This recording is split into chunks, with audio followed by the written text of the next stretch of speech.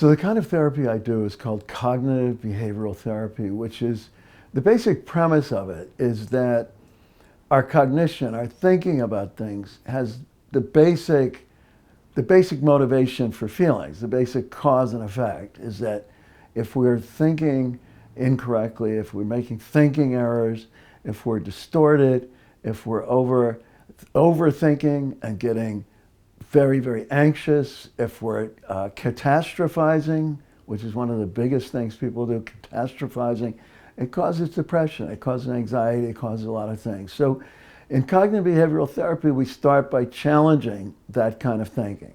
Now beyond that, definitely have a synthesis of the kind of therapy I do, and one of the other aspects is things like mindfulness. We do meditation in almost all sessions, 10-minute meditation through Calm, Daily Calm, for example. But other things, for example, is like the positive psychology movement, which has identified values of character strengths and virtues. And character strengths that are worldwide through all civilization, through all history. They've identified 24 character strengths. And there's a nice test that I give.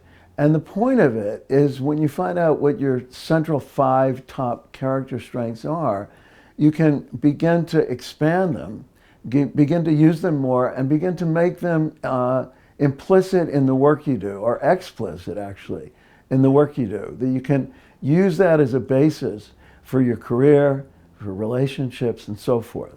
Another thing similar to that I do is called the Myers-Briggs Temperament Inventory, MBTI.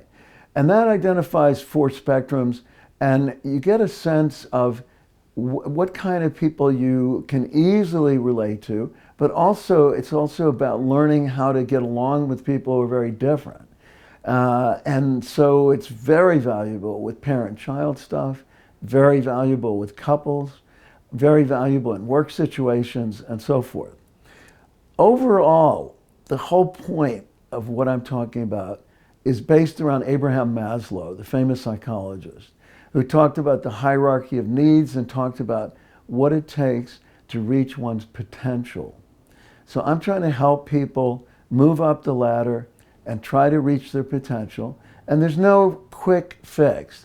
I'm not one of these new age therapists who's promising some kind of fake or immediate healing, immediate transformation. No, these are long processes, long, hard processes. And part of it is I give homework assignments. You know, I don't scold people for not doing them, but it's a part of the therapy. It's very central to the therapy, to people continuing week to week and having a thread between one week and the other, one week and the next.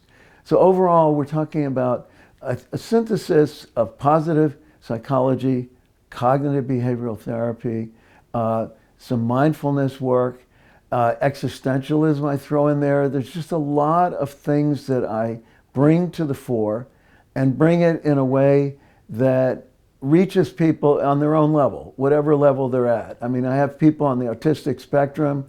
I have people of all kinds of backgrounds. And I'm able to reach them in these ways and able to have them see the benefit and have them see some transformation. And it's a good feeling for them and for me as a therapist.